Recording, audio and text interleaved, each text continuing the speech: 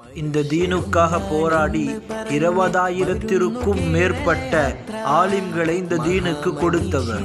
10,000-க்கும் மேற்பட்ட யத்தீம்களை வளர்த்து எடுத்தவர். 2,000-க்கும் மேற்பட்ட பள்ளிவாசல்களை கட்டியவர். The grand mufti of India AP Abubakar Ustad அவர்களை சுட்டிக்காட்டலாம். இந்த தீனுடைய வெற்றிக்காக கேரளாவில் எல்லா மூலை முடுக்குகளுக்கும் சென்று கிட்டத்தட்ட 14 மாவட்டங்களை தீனுக்காக போராடி வரலாற்றிலே கால்பதித்த எத்தனையோ நபர்களை கேள்விப்பட்டிருப்போம்.